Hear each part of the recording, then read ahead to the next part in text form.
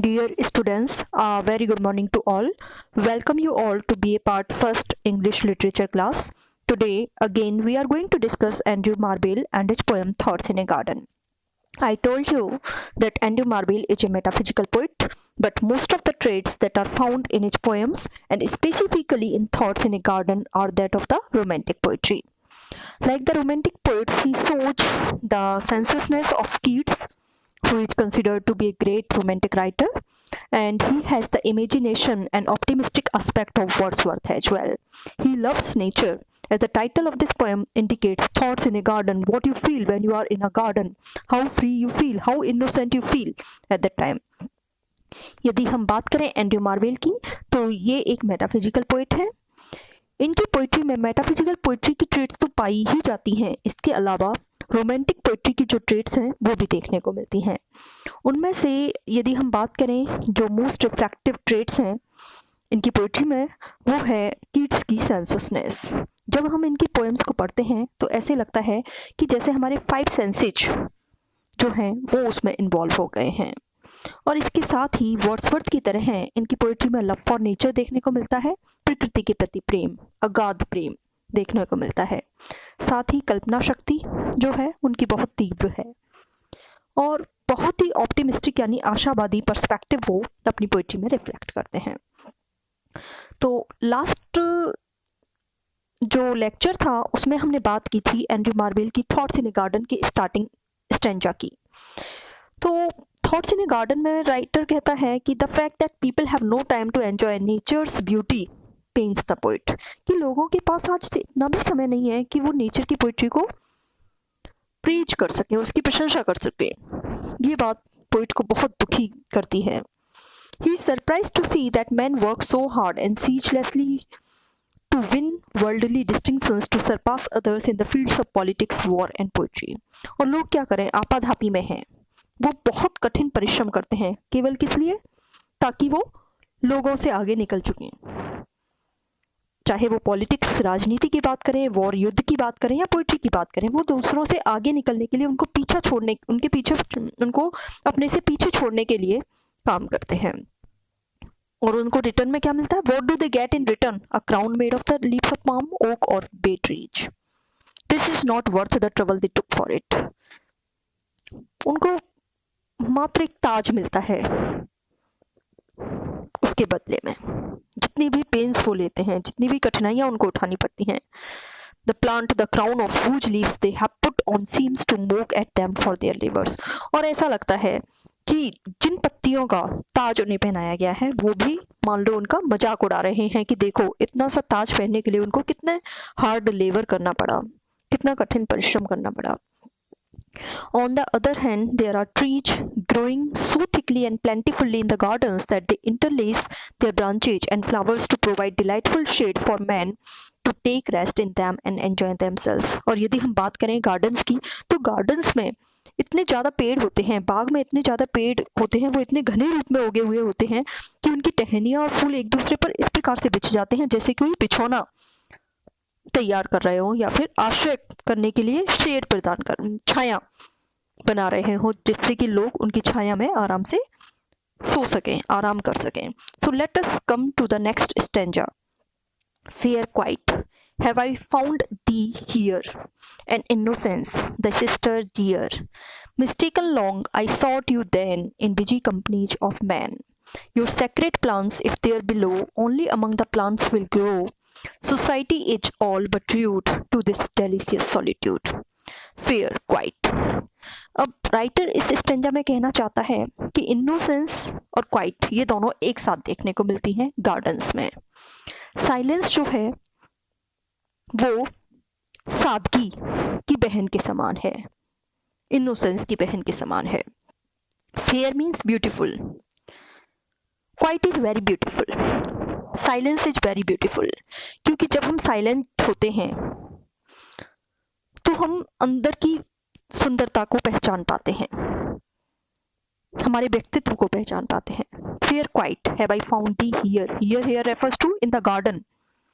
I found you in nature, in the open nature garden, and innocence thy sister dear.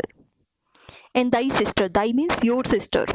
Innocence, which is considered to be the sister of quiet, it is also found in the garden. अब यहाँ पे writer ने क्या किया है, personification किया है, quite को पर्सोनिफाई किया है और इनोसेंस को भी पर्सोनिफाई किया है, उनको ह्यूमन बींग्स की तरह ट्रीट किया है.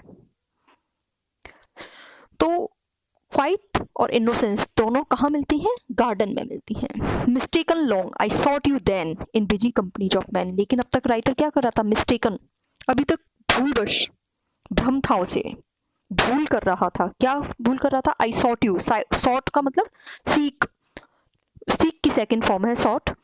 लुक फॉर इसका मतलब होता है देखना, सर्च करना किसी चीज की. I search for you then in busy companies of men. मैं अब तक सॉलिट्यूड को कहाँ ढूंढ रहा था, लोगों की भीड़ भड़ाके में, लोगों की भीड़ में ढूंढ रहा था.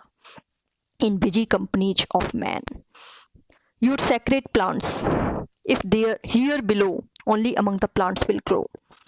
The secret of shoots of quiet and innocence, they can grow only amongst the natural trees in the garden itself.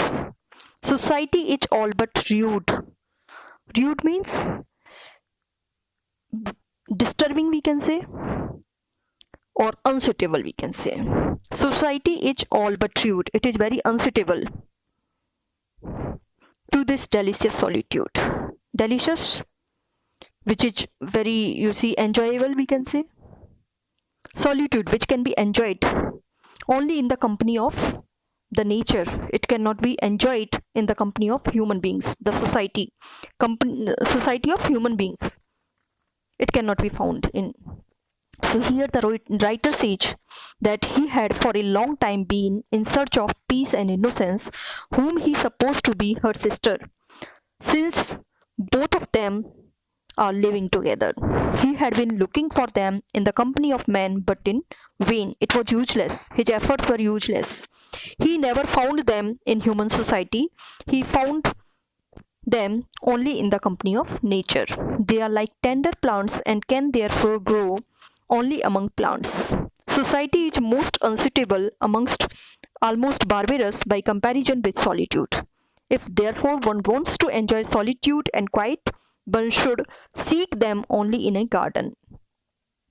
Writer यहाँ क्या कहता है कि वह बहुत लंबे समय से शांति और सत्य की खोज कर रहा था, सादगी की खोज कर रहा था, जिनको कि वह कैसा मानता है, एक दूसरे की सिस्टर्स मानता है, सगी बहनें समझता है, क्योंकि वे हमेशा साथ साथ रहती हैं. वह मनुष्यों के बीच में इनकी खोज करता रहा, लेकिन उसका ये प्रयास जो था वो बेकार था, क्योंकि मानव समाज के बीच में इन्हें प्राप्त नहीं किया जा सकता. अब उसे अनुभव हुआ है कि वह गलती पर था, मिस्टेकन. यदि पृथ्वी पर कहीं शांति और सत्य की प्राप्ति हो सकती है, सादगी की प्राप्ति हो सकती है, तो वह केवल प्रकृति के बीच में ही हो सकती है. वे कोमल पौधों के समान हैं, इस कारण वे केवल पौधों के बीच में ही रह सकती हैं. बाग के एकांत स्थल की तुलना में मानव समाज निरर्थक और जंगली सा प्रतीत होता है. इस कारण यदि कोई शांति और एकांत का आनंद लेना चाहता है तो उसे बाग में, नेचर के बीच में उसकी खोज करनी चाहिए. So now let us come to the next stanza. No white nor red was ever seen so amorous as this lovely green. Fond lovers cruel as their flame cut in these trees their mistress's name. Little, alas, they know or heed how far these beauties herds exceed. Fair trees, wheresoever your barks I wound, no name shall but your own be found. Writer यहाँ कह रहा है क्या, no white nor red, neither the white colour nor the red colour is lustrous, amorous, lovable as this lovely green, as this green color of nature. You might found that during the rainy season, when the trees are very much green, the beauty of nature is something which you cannot avoid praising. जब आप बारिश के मौसम में देखते हैं कि चारों तरफ हरियाली छाई हुई है तो आप उसकी प्रशंसा किए बिना नहीं रह सकते, फिर आपको उसके आगे कुछ भी अच्छा नहीं लगता, कोई भी कलर अच्छा नहीं लगता। वही राइटर कहना चाहता है। No white nor red was ever seen so amorous as this lovely green. ये जो ग्रीन कलर है नेचर का, वो वाइट और रेड कलर जो है उससे कहीं ज़्यादा भाव विभोर करने वाला है, एमोरस है, ब्यूटीफुल है। Fond lovers cruel as their flame cut in these trees their mistresses name. लेकिन ह्यूमन बींग्स क्या करते हैं? इसकी ब्यूटी को डिस्ट्रॉय करने की कोशिश करते हैं। Fond lovers, the lovers which are very fond of each other, cruel as their flame, they are very cruel, बहुत ही क्रूर हैं वो। क्यों?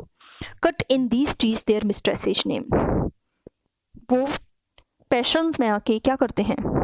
अपने मिस्ट्रेसेज के नेम, ट्रीज की जो तना है, ट्रंक है, उस पर उनका नाम लिख देते हैं। Little alas they know or heed how far these beauties hers exceed. They know nothing. It is very sad fact. He is very much pained with this fact that they hardly know anything or heed, or neither they pay attention to this fact that how far these beauties, the beauty of the nature, is far much beautiful than the beauty of his beloved.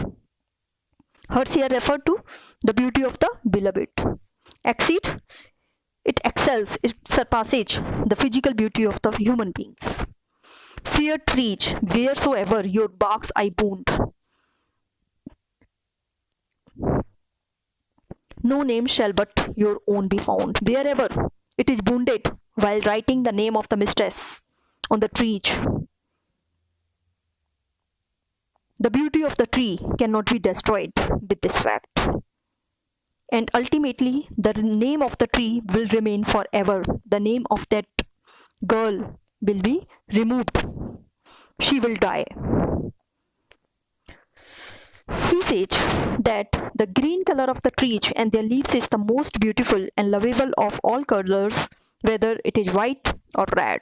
The green color suggests innocence, freshness, naturalness, and the power of growth.